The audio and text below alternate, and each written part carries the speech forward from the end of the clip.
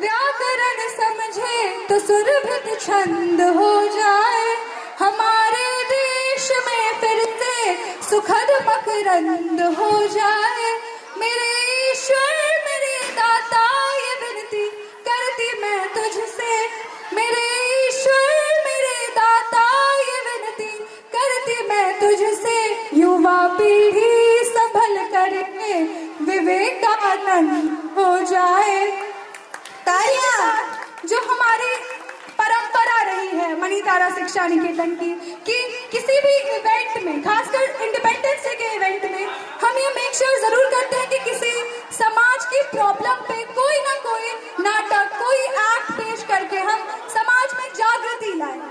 इसी के साथ इस बार का जो हमारा नाटक है देवी, ये पेश करता है हमारा यह नाटक हमारे कलाकारों द्वारा। ये नाटक 5 दृश्यों की एक ऐसी कड़ी है जो आपकी आंखों में आंसू ले आए और सोचने पर भी आपको मजबूर कर दे। तो जोरदार तालियों के बीच स्वागत कीजिए हमारे कलाकार का और हमारी प्रस्तुति बंटवारे का।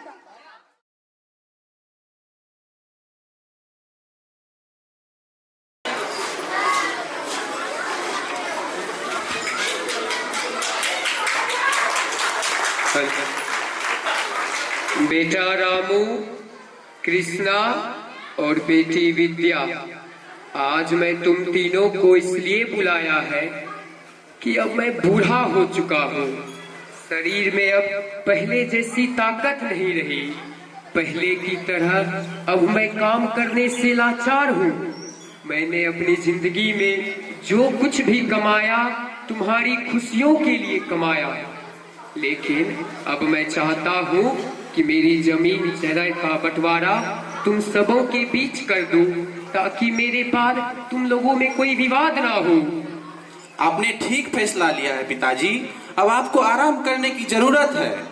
हाँ बाबूजी, जमीन जायदाद का बंटवारा कर आप निश्चिंत हो जाए। बिल्कुल सही बाबूजी, आपने पूरी जिंदगी तो परिश्रम ही किया है, अब आपको भी आराम की जरूरत है। लेकिन बंटवारे से पहले मैं तुम सबसे एक सवाल पूछना चाहता हूँ। पूछिए बाबूजी। बेटा, अब मैं बूढ़ा हो गया हूँ, अब मुझे किसी सहारे की जरूरत है। रात में कभी तबीयत खराब हो जाए तो किसी को आवाज लगानी पड़ती है। इसलिए मैं चाहता हूँ कि तुम दोनों भाइयों में से कोई एक मुझे अपने साथ रख ले। बाबूजी, मैं लाचार हूँ।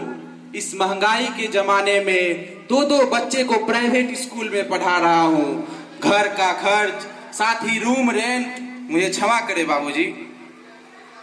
सॉरी बाबूजी, मेरी भी परिस्थितियां बहुत अच्छी नहीं है। छोटा सा घर है, बाल बच्चों की जिम्मेदारियां हैं। अच्छा होगा आप रामू भैया के साथ ही रहे। भैया, ऐसी ऊंची बातें करते हुए आप दोनों को लज्जा नहीं आई?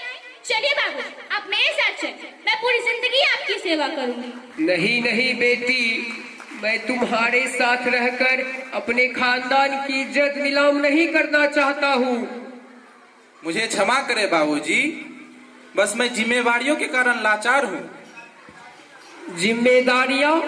अच्छा बताओ, जब तुम छोटे थे तब क्या मेरी कोई जिम्मेदारियाँ नहीं थी? तब भी घर का खर्चा था, बीमारियां थी, कर्जा था, लेकिन मैंने कभी ये नहीं कहा कि मेरे बच्चे मेरी जिम्मेदारियां हैं, इसलिए मैं उसे छोड़ दूं।